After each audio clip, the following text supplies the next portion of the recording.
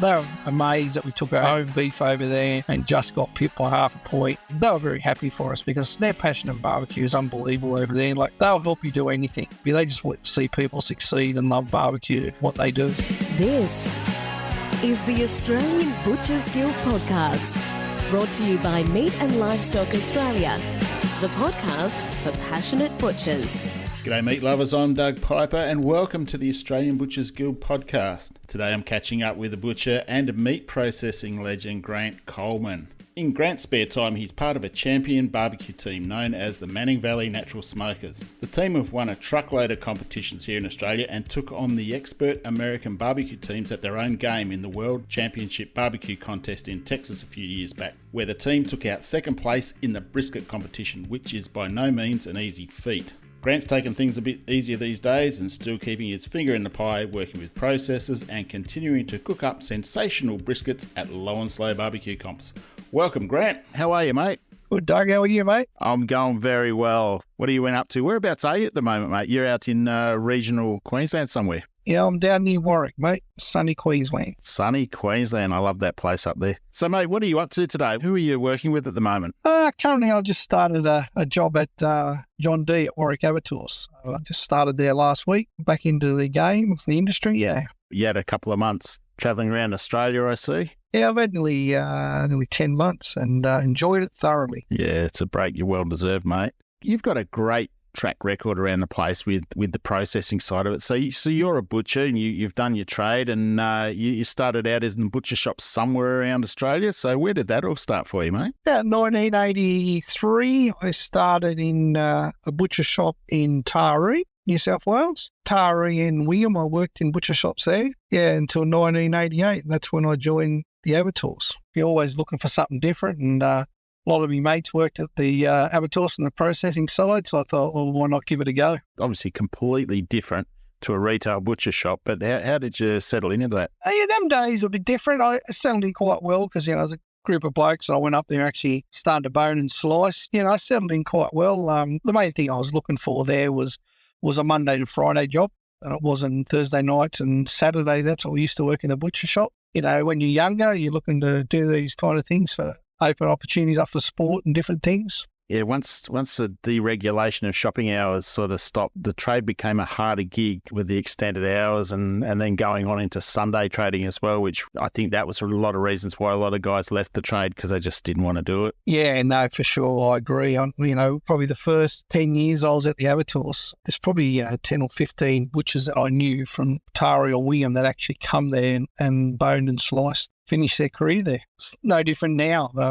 Some of these younger butchers, they soon adapt in the boning rooms currently now. When you first start out at the plants, you start down the bottom of the chain. I suppose depend on your skill level, doesn't it? So where do they normally start them? Depends on your background. If you're like a butcher by trade and you're keen and willing to get up and go, you're slicing and boning, you'll walk in pretty quick, especially these days. Years ago, you probably had to wait 12 months, but these days, I reckon your second day, you nearly get a gig. And that's one thing in the whole plant at the moment, a lot more training before you can get a step up. But now these days, the step up is so fast. But majority of the people start as labourers, packing, and then they move their way pretty quickly. The keen ones that want to get a knife, get to training, and there's a lot of trimming jobs and move into slicing, and then if you're still keen to go that next step, then you're boning. And you don't necessarily have to go down to the offal room? No, not these days. Years ago you used to have to, but these days a lot of people are very selective and their jobs are very special jobs, and certain people can do them, certain people cannot. So once you worked your way up there, you went on to be GM, General Manager at Wingham. Yeah, I was quite lucky. I started there and I ended up only working probably 12 months or so in the boning room, then ended up selling domestic carton meat to butchers. A position come available, then I moved from there into in charge of all the loadouts and shipping clerk, and got opportunity to come up as a plant manager. So I'd done that for a number of years. until the general manager decided to leave, and they offered me the job as general manager in 2009, and I worked there as general manager at William Beef Exports until 2019. Wow, that's a pretty good run there. Yeah. As a general manager, there's a lot of different chores you've got to do, a lot of different responsibilities. What was that like? Your responsibility every day is a different day, but, basically of a morning, when you start work, you walk around the plant, making sure everyone's, up and running, and then going for all your meetings and what your production was the day before, then working on your yields and your returns for the day. So that takes, most of the morning to get up and running. Whilst you're in the plant, there's a lot of things to do, work health and safety and training, especially these days. A lot of people involved in training and work health and safety. And then, of course, your maintenance, working with the engineers and all your maintenance gang, just to making sure that the plant is running 100% so you can get your production through on a day-to-day purpose. Yeah, there's a lot to take in. I worked in a small facility up here on the Central Coast. I'm in New South Wales. So much red tape, so many things that you had to do throughout the day to make sure it all ran smoothly. Yeah, no, you're right. And, the red tape's increased, not only for work health and safety, but from your customer base side of things, the amount of audits we do now on ourselves through our customer these days. Your QA team is, 3 weeks out of the month is nearly full on audits from customers overseas, people as well. So, it is a very tough and challenging job at the moment. And I suppose that actually, gives us a bit more credibility. The more auditing, the stricter we are with everything. That's why we have such a great name out there, especially in the export market, with having, the best meat in the world, the safest meat in the world. Yeah, like the approved arrangement program, that's working with Aquis and, all your customers and everything, definitely improve the quality of Australian beef for the domestic market and for the export market. We are the leader in quality. Some people getting over 200 days, where, in America, I believe, you're probably only 40 days. So, wow. With what we do in Australia, and I know it's tough, but at the end of the day, the results and the product that we produce in Australia is, number one in the world. So if butchers were getting itchy feet behind the counter there and they wanted to get a start in that industry, in the processing side, wanted to do it, well, it wouldn't be a sea change, but it'd be a tree change. So if they were to head out west a bit, there's still plenty of work going out there for them? Yeah, Doug, I think every plant at the moment, processing plant's looking for new employees, so there's definitely a start. Look, it is a good job. Yeah, cool. So enough of the work stuff, mate. Your passion, barbecue. Yep. Summer. Everyone's been lighting up their barbecues for a while now, and butchers are probably that point of contact between a lot of the weekend barbecue people. They've gone out and bought themselves a Pit Boss or a Traeger or whatever, and they're experimenting at home. You and your team, was it the Manning Valley? Yeah, we were the Manning Valley Natural Smokers originally, yeah. Mate, you guys have done so well over the years. It's been going for a little while, hasn't it, the barbecue team? Yeah, so we started in 2018. Originally, Australian Barbecue Alliance started, I think it was in 2016, I think it is. We were very, very lucky. We as Ash and Steve and Mark, and we enjoyed ourselves, and which that's the main part of barbecue. If you don't enjoy yourself, you're not going to do it. We were lucky enough to represent Australia in Texas, Houston in the first year, so it went really well. And how did you go there? Yeah, so we went over there. We were very nervous, and because we knew nobody. And when we got over there, we're normally used to about, as I said before, a lot of people used to about 35, 40 teams competing in a competition in Australia. And when you go to the Texas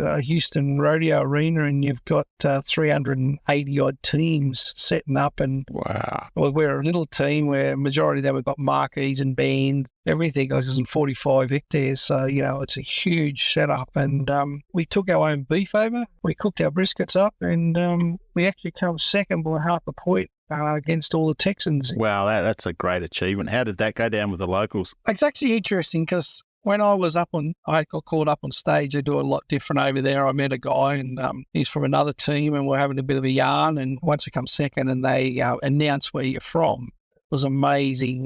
The people that come up and talk to you, and Snake River Farms brand, they were one of the good ones. They come up and seen us and talked to us and took us back to their marquee, and met a lot of the Americans that they sponsor. And I know we had a good old chat, a lot of Mexicans there, so met a lot of new friends, and they were amazed that we took our own beef over there and just got pipped by half a point. They were very happy for us because their passion in barbecue is unbelievable over there. Like, they'll help you do anything. Ask anything, they'll help you. They just want to see people succeed and love barbecue, what they do. Yeah, it's a lifestyle, isn't it, for them? Oh, definitely a lifestyle. I love the Americans. I've been there a few times over the years. I've done a lot with chefs over there, and they're also obliging, especially when they find out you're from Australia. They can't do enough to help you most of the time, and they just welcome you into their life. No, that's right. And Jess Proles introduced us to a family, and their restaurant's called Fat Boys Barbecue near Austin. And it's Corey and Denny Mikes. And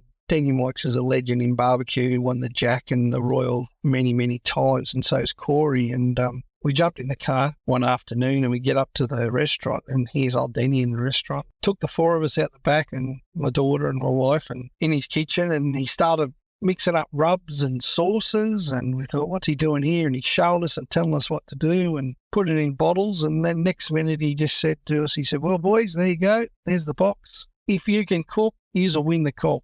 And I still remember that. I still say that to a lot of people. Everyone says, they don't tell you, share their secrets. And since I've come back from that trip, I've shared everything I can, because I was lucky enough to be able to work with Denny and Corey Mikes, thanks to Jess Proles, and what they give us helped us out immensely. And, I've just shared that with everybody I could in barbecue, because my point is we all use the same rubs and sauces, but we're all got to be able to cook it to a texture and tenderness that people love. That is the big thing, yeah, texture and tenderness. The flavours are good, but it's still got to be edible. What's the secret to getting that texture right, I suppose? Are you going to share that? Is it just time? Well, a lot of people reckon they don't use thermometers. That's great. I always use a thermometer, thermopen thermometer. I use it in two ways. I use it for reading the temperature, and I use it for my skewer. When you got that thermometer and that skewer, if you can put in any piece of meat that you're cooking and it doesn't suck to that meat and just goes in nicely and out, pulls out beautifully, your texture's right. And 9 times out of 10, your thermometer will read around like a brisket, around that 204 to 206 Fahrenheit, which that's where you want to be to slice. Same as your pork ribs. Then your pulled meat's around that 210, 212. So I still think for temperature, and you're pro for that texture and tenderness. And if you can consistently do that, that's where your results come from. Any tips you can give the butchers out there? These guys are our point of contact for talking to the weekend barbecuers out there. So any sort of tips that they can forward on to their customers about cooking on low and slow? Anything in particular there? I think over the years, a majority of the butchers have come on board with, the better cuts of meat for the barbecue and understanding the barbecue cuts that people are after. But tips-wise, there's a lot of butchers getting around now that, has got the rubs and sauces. And so, a person goes in the barbecue, the weekend barbecuer, you got the option of, your steaks, on charcoal or on your gas barbecue, or then, you have your low and slow. But, the biggest thing is texture.